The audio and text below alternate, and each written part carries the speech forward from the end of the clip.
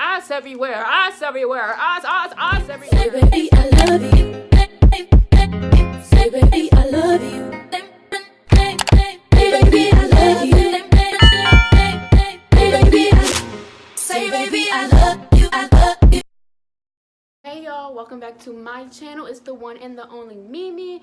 And if you're new here, make sure you click that red subscribe button. We're always trying to, gain more dolls and have a bigger family here on my channel. Make sure you give this video a big thumbs up, okay?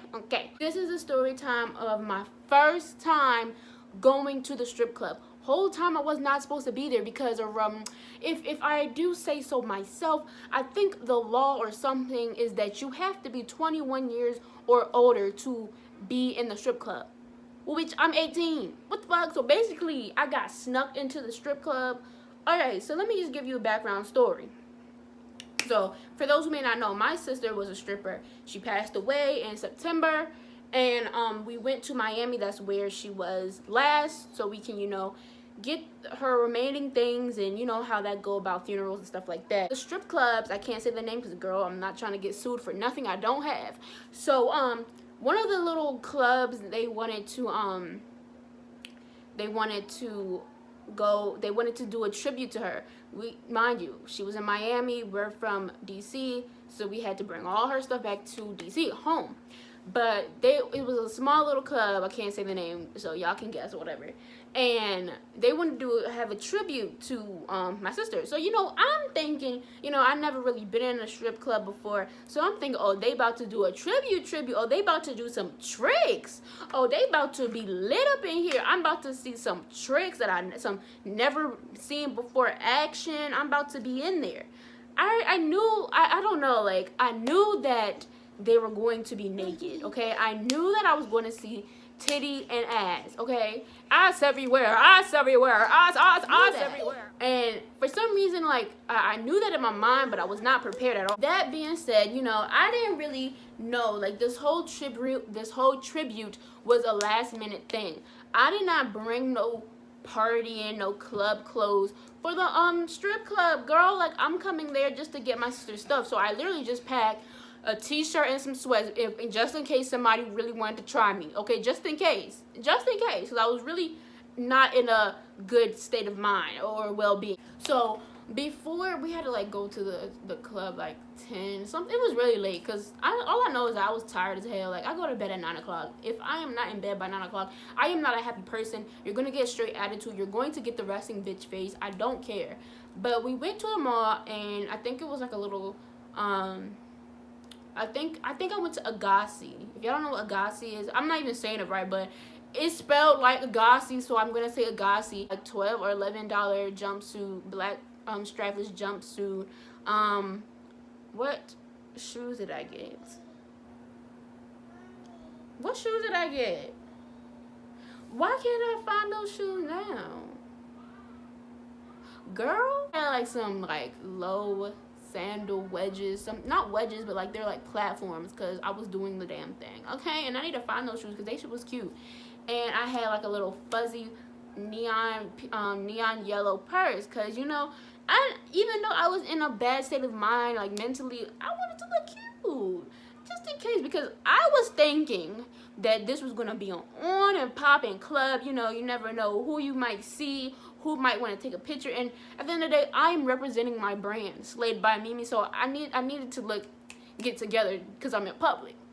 So I get dressed, everybody's like, oh my god, yeah. I didn't really do my makeup how I needed it because I didn't bring makeup, so I literally went to Sephora, got some Sephora stuff real quick, cheap little stuff to just put on my face. So I had to make do what I had to make do. So we're going in the club, but as we pull up, it's a small little club. It looks rinky-dink, and I was not expecting it. I thought like clubs was like, the good-looking clubs. I was a little bit shook. I was like, oh my god, and especially because we were in a neighborhood that was like the ghetto. But the ghetto doesn't faze me because where I grew up and where I was raised, born and stuff like that, that was the ghetto until I moved over here to Montgomery County. Going out, I see the bouncer, and the bouncer is what really like he was really, oh my God. Tell me why this man, he was bald-headed, but he had a tattooed on hairline. So all it is bald, and all you see is the tattooed of a hairline. And I'm like, is this man serious? Like, did he really go get a tattooed hairline? Like, did he really think that was cute? It's just a line. There was no hair. There was no tattooed on hair. It was just a line and bald head. Okay, I saw scalp. He was giving me real scalp tease, sis. Real scalp tease. So he's looking at me like he's looking me up and down because I'm not of age. I'm not of age, bro. I'm not supposed to be there technically. It was me and my mother. Y'all gonna roast me up for going to the strip club with my mother. I will never do that ever again. My mother and her 2 friends, and then it was my sister's roommate and my sister's friend. I'm the youngest out of the whole group, bro. I'm the youngest out of the whole group. And I'm trying not to stand out. I'm trying not to look like a newbie. So I'm just going with the flow. And they're explaining to the bouncer what happened because he's looking at me like she can't come in here. And they're like, no, she's cool, she's cool. So they let me in. Once I walk into the strip club, boom. I smell nothing but weed smoke. Oh my God. And it's not that regular weed. It's that loud. Okay, it's that loud. That stuff stink. Oh my God, that stuff stink. I cannot stand the stinky weed. Like, it's one thing to smoke the regular weed that don't stink, but why that stuff stink so bad?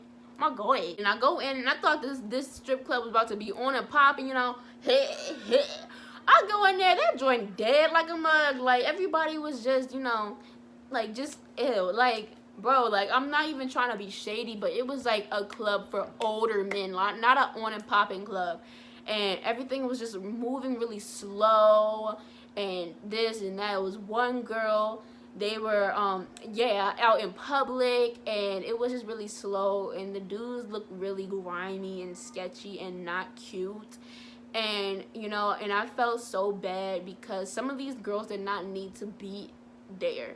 Like, they could work at another club. They didn't have to be at that club because that club was not it, sis.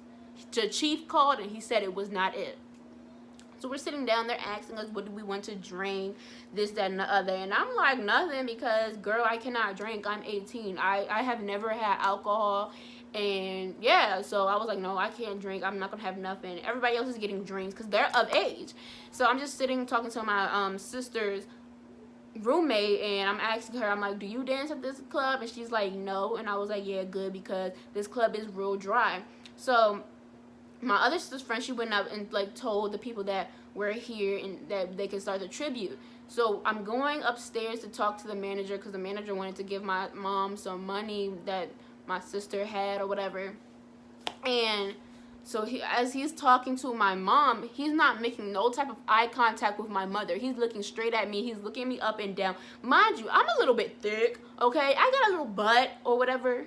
Like, yeah, that joint be poking out and stuff. And, like, especially because I was wearing black, so I was looking like a Coca-Cola bottle.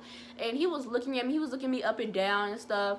And, like trying to offer me a job and stuff. Like, I don't, like, I'm too, like, I don't have no type of upper body strength. I don't like to be around people a lot. I don't like to be in areas. I get claustrophobic. So that whole stripper life is not for me. Kudos to anybody who can do it. I don't know how my sister did it because she literally could not get along with anybody. But kudos to y'all. Y'all got those muscles down pat. I don't, okay? So I was like really awkward because he was literally eyeballing me up and down, like scoping out my whole body. So I just left and I went back down, and then they decided to start a little stupid tribute or whatever. So I was so mad because the tribute was literally them. Like, they didn't want to take off their clothes because they felt as though like they wanted to pay respect to my mother.